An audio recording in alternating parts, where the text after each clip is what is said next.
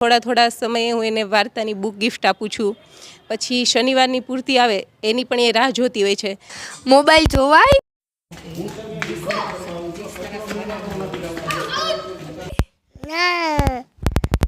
Mobile જોવાય?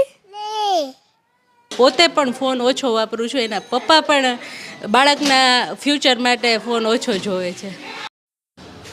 Mobile જોવાય? ન જોવાય. એનાથી શું થાય? ચશ્મા આવી જાય. બાળકોની કલ્પના શક્તિનો જે વિનાશ કરે છે અને હિડન પોઈઝન તરીકે જે ઓળખાય છે એ છે મોબાઈલ. નમસ્કાર મિત્રો, સ્વાગત છે તમારું મોરબી અપડેટમાં અને હું છું તમારી સાથે હેલી કોટેચા. મિત્રો, આજે હું આવી ગઈ છું મોરબીની માતાઓ પાસે એ જાણવા કે તે પોતાના નાના નાના બાળકોને મોબાઈલના અટ્રેક્શનથી કેવી રીતે દૂર રાખે છે. તો ચલો જોઈએ. સૌપ્રથમ તમે તમારું નામ જણાવી દેશો? હા, મીરાબેન ચાવ. અને મારું બાળક છે વેદશ્રી અને એક મોટો બાળક છે જૈનમ, 11 વર્ષનો છે અને બેબી 7 વર્ષની છે. તો આ બંને બાળકોને તમે મોબાઈલથી દૂર રાખવા માટે કયા કયા પ્રયત્નો કરો છો? ત્યારે બાળક થોડી વાર માટે બીજો ફ્રી થાય તો પહેલાં તો એ મોબાઈલ જ લઈ લે છે. તો એને દૂર રાખવા માટે મારી બેબી છે એને વાર્તાનો ખૂબ શોખ છે, તો એને વારે થોડા સમયે હું એને વાર્તાની બુક ગિફ્ટ આપું છું. પછી શનિવારની પૂર્તિ આવે એની પણ એ રાહ જોતી હોય છે. તો એમાં પણ એ કલર પૂરે, ટપકા જોડે, તફાવત શોધે અને વાર્તા, એટલે એનાથી એની કલ્પના શક્તિ પણ ખીલે. અને મારું બાળક છે 11 વર્ષનું, એને વાર્તા બી ઓછી સાંભળવી, તો એને હું અધર એક્ટિવિટી છે આપણે જેમ કે ધ બ્રેઇન ગુરુ, એમાં એકાગ્રતા માટે બાળકને વિઝ્યુલાઇઝેશન એવું ઘણું બધી કરાવે છે. તો એવા એક્ટિવિટી ક્લાસીસમાં મોકલું છું. મોબાઈલ જોવાય? ન જોવાય. એનાથી શું થાય? ચશ્મા આવી જાય. તો તું મોબાઈલ નથી જોતી તો ઘરે શું કરે છે? મને હું મોબાઈલ ન જાઉં તો પછી મારે હોમવર્ક હોય ને અડધું એવું તો હોમવર્ક કરું. પછી મારું હોમવર્ક વહેલું પૂરું થઈ જાય ને તો પછી વટાણા જીંજરાનું શાક બનાવવા માટે બટેકાની છાલ કાઢું, એવું બધું કરું છું. અને મમ્મીને શાક કાઢવામાં મદદ કરું છું. અને પછી મારા નાના ભાઈને રમાડું છું. સૌપ્રથમ તમે તમારું નામ જણાવી દેશો? મારું નામ ધર્મિષ્ઠા પૂજારા છે અને મારા સનનું નામ રાહન પૂજારા છે. એ 9 વર્ષનો છે.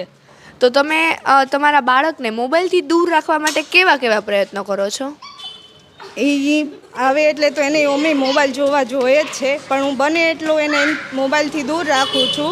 જેમ કે એ અત્યારે અધર એક્ટિવિટી કરે છે, આર્ટ એન્ડ ક્રાફ્ટ કરે, કે એ સ્કેટિંગમાં જાય છે. એ મહાકુંભમાં બી સિલેક્ટ થયો હતો, સેમિફાઇનલ સુધી પહોંચેલો હતો. અને એ અધર એક્ટિવિટીમાં અલોહામાં બી જાય છે.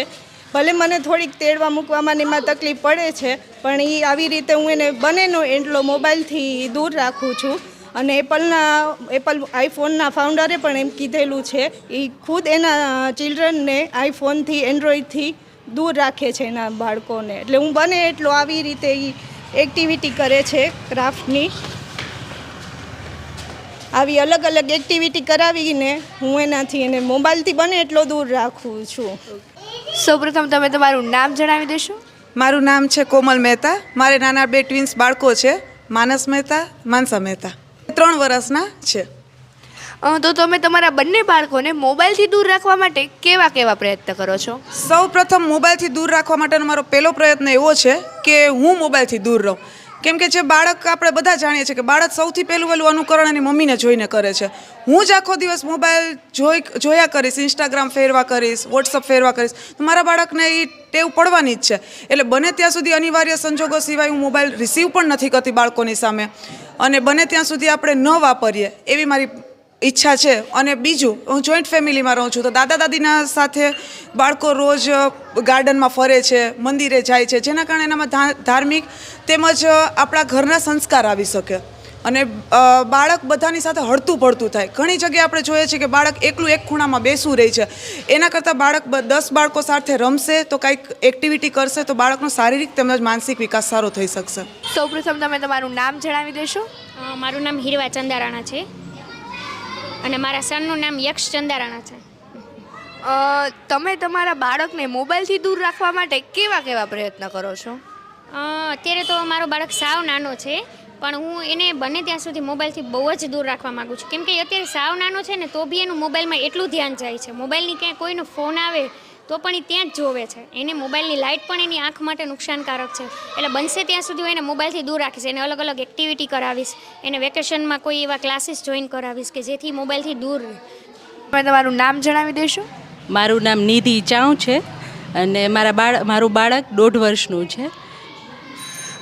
તમે તમારા બાળકને મોબાઈલથી દૂર રાખવા માટે કેવા કેવા પ્રયત્ન કરો છો?